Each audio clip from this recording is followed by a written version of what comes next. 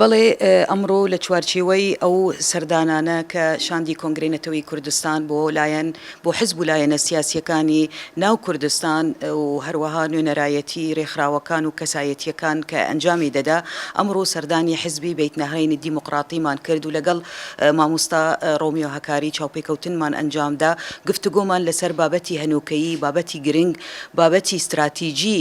لەسەر ئاستی منتەقەکە بەگشتی و لەسەر ئاستی هەر چوار بەشی کوردستان و لەسەر ئاستی هەرێمی باشووری کوردستان بە تایبەتی و قسە و باس لەسەر ئەو مەترسیانە و ئەو گرفتانە کرا و تایبەت مەترسی هەرە سەرەکی لەشکەرکێشی و داگیرکاری دەوڵەتی تورکیا کە لەو ناوچانە لەو منتەقانە هێرشێکی بەرفراوانی هەیە هەموو گوندنشینانی ئەو منتەقە لە دەستی هێرشەکانی دەوڵەتی تورکیا خەریکە ناوچەکە چۆڵ دەکەن و ئێمە هەمومان دەزانین کە ئەطماعی تەوەسعی دەوڵەتی تورکیا لە چی ئاستەکیە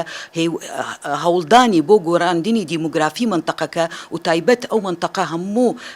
گەلیمەی ئاشووری لەوێ نیشتەجێن و ئەوە خۆی لە خۆیدا نیگەرانیەکی دروست کردووە مەترسیەکی گەورە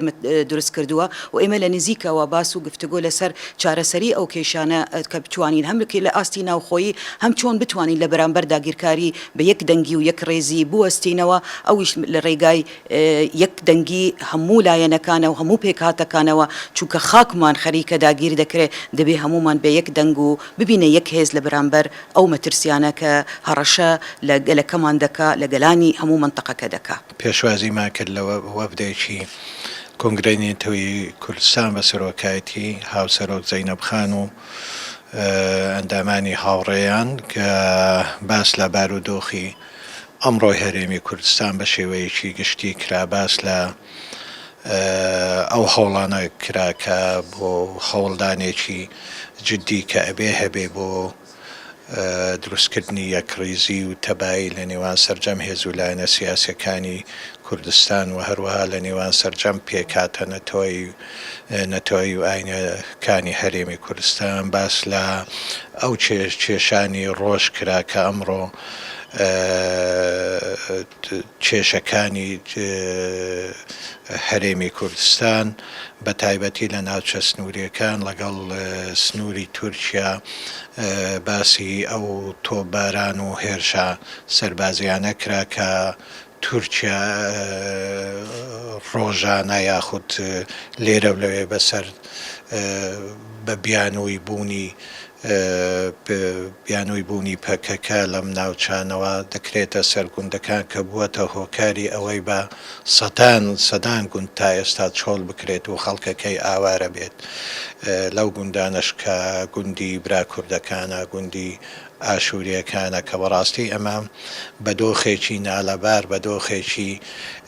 ناتەندروست دەزانین کە پێویستە کە ئەرچی هەر هەمومانە هەموو لایەنە سیاسیەکان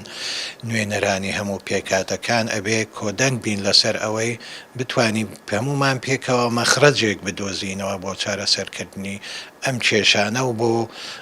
دوورخستنی مەترسی شەڕ و ماڵوێرانی لەسەر ناوچەکانی ئێمە لە هەرێمی کوردستان لەسەر گوند و شارۆچکەکانی هەرێمی کوردستان وەکو باسم کردی کورد و ئاشووریەکانە و هەروەها بۆ ئەوەی ئێمە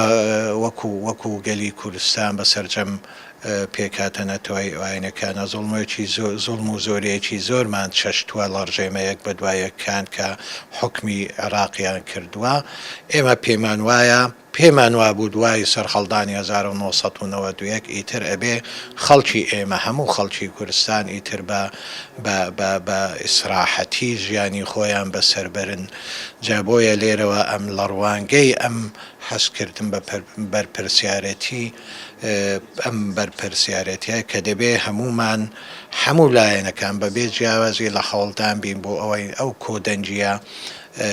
دروست بکرێت کەوا خەریکە دروست دەبێتن کە هەمومان دژی شەڕ و ماڵوێرانی و کاولکاری بوەستینەوە لە هەر لایەنێک بێت بۆیە ئێمە ئەم دانیشتە ئەم سەردانی ئەم بەڕێزانە بە سەردانێکی سەرکەوتوو دەزانین و تەمەنای سەرکەوتنیان مان بۆ خواستن کە سەردانی بەشی هەرە زۆری یاخود دەتوانم بڵێم سەرجەم هێز و لایەنە سیاسەکانی هەرێمی کوردستان بە سەرجەم پێکاتەنەتەوە یەکانیشیانەوە کردویانە وا لە هەوڵدانن بۆ ئەوەی لەسەر ئاستی مرکزیشە لەسەر ئاستی عێراقیشە ئەم جم و جۆڵ و هەوڵدان و سەردان و چاو پێکەوتنانە بکرێت هەمووشیان بۆ ئەوەی بۆ دۆزینەوەی چارەسەریەکە بۆ ئەوەی خەڵکی خۆمان خەڵکی هەرێمی کوردستان لە کوشتن و دەرکردن و چۆڵکردنی گوندەکان بە دوور بخەین.